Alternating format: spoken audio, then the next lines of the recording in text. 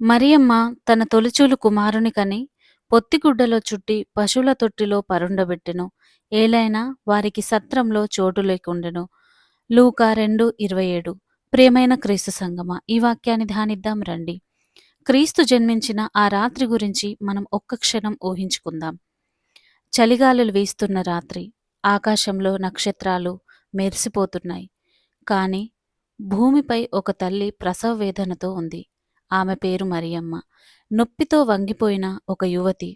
చేతిలో ఏమీ లేదు. నిస్సహాయంగా, కళ్ళలో భయంతో, చలికి వణికిపోతూ, హృదయంలో ప్రార్థనతో తన భర్తతో కలిసి ప్రతి సత్రము తలుపు తడుతుంది.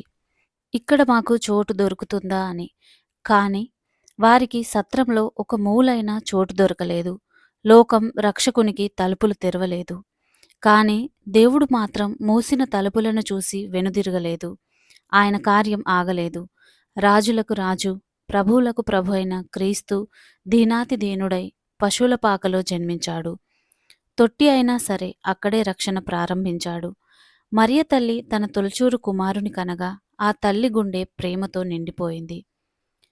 అయినా బిడ్డను పడుకోబెట్టడానికి ఊయల కాని, మంచం కాని లేవు. తొట్టిలో పడుకోబెట్టింది. ఏ తల్లి అయినా తన బిడ్డను తొట్టిలో పడుకోబెట్టాలని అనుకుంటుందా?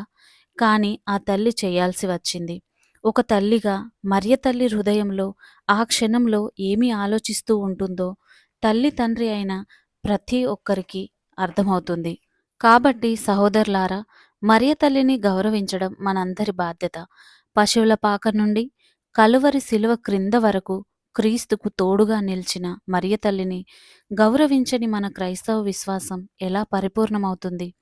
ఈ లోకంలో క్రీస్తును వెంబడించిన మనుషులలో ఆమె అత్యుత్తమమైన సుమాతృకను చూపిస్తుంది. ఇక మన విషయానికి వస్తే, ఈరోజు మన హృదయంలో క్రీస్తు కోసం చోటుంచామా?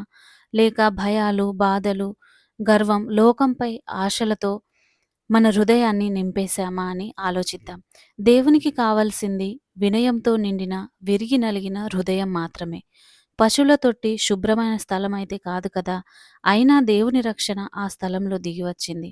మనం పాపాత్ములుగా ఉన్నా సరే దేవుడు మన హృదయంలో రావడానికి సిద్ధంగా ఉన్నాడు. మనం చేయవలసిందల్లా వినయం మరియు పశ్చాత్తాప హృదయాలతో ఆహ్వానించడమే.